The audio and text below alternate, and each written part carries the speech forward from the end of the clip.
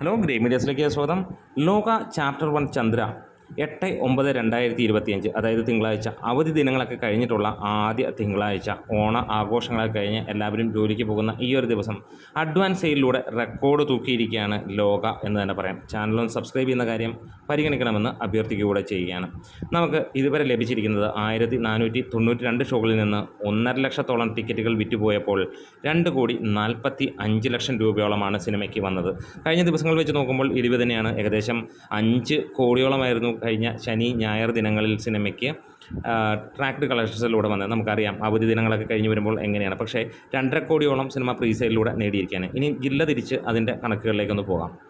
തിരുവനന്തപുരത്ത് 184 ഷോകളിൽ നിന്ന് 16,300 മുകളിലുള്ള ടിക്കറ്റുകളാണ് വിറ്റുപോയിരിക്കുന്നത്. 30 ലക്ഷം രൂപയോളമാണ് വന്നിരിക്കുന്നത്. 30% ഒക്യുപ്പൻസി. ഇതിനോടകം മറ്റൊരു കാര്യം കൂടി എടുത്തു പറയാം. സിനിമ ഇന്നത്തോടെ 200 കോടിയിലേക്ക് കടക്കും എന്നുള്ളതാണ്. വളരെ ഫാസ്റ്റസ്റ്റായിട്ട് 200 കോടിയിലേക്ക് സിനിമ എത്തുകയാണ്. 300 കോടി ടച്ച് ചെയ്യുന്ന ആ ഒരു ദിവസത്തിന്, ആ ഒരു സുദിനത്തിന് വേണ്ടി നമ്മൾ കാത്തിരിക്കുന്നു എന്നും പറയാം.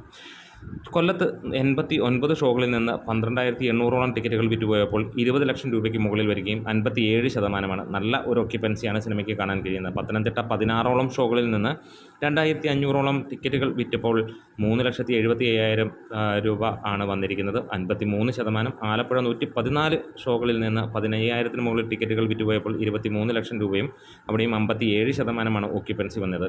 കോട്ടയത്ത് 92 ഷോകളിൽ നിന്ന് 10,000ഓളം ടിക്കറ്റുകൾ വിറ്റുപോയപ്പോൾ 16,49,000 രൂപയോളമാണ് ഗ്രോസായി വന്നത്. 38% ഒക്യുപ്പൻസി.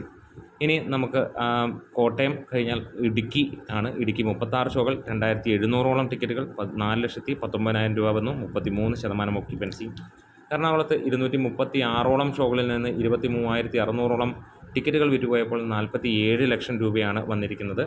അവിടെ 40% ഒക്യുപ്പൻസിയാണ്. തൃശ്ശൂർ 204 ഷോകളിൽ നിന്ന് 24,000ഓളം ടിക്കറ്റുകൾ വിറ്റുപോയപ്പോൾ 37 ലക്ഷത്തോളമാണ് ഗ്രോസായി വന്നിരിക്കുന്നത്. 43% ഒക്യുപ്പൻസിയിൽ. നമുക്ക് പാലക്കാട് 108ഉം മലപ്പുറത്ത് 110ഉം കോഴിക്കോട് 147ഉം ഷോകളാണ് ട്രാക്ക് ചെയ്യപ്പെട്ടിരിക്കുന്നത്. ഇവിടെയെല്ലാം 24,000 ടിക്കറ്റാണ് തൃശ്ശൂരിൽ പോയതെങ്കിൽ നമുക്ക് പാലക്കാട് 8,000ഉം മലപ്പുറത്തും 8,000ഓളം ടിക്കറ്റുകൾ വിറ്റുപോയിരിക്കുന്നു.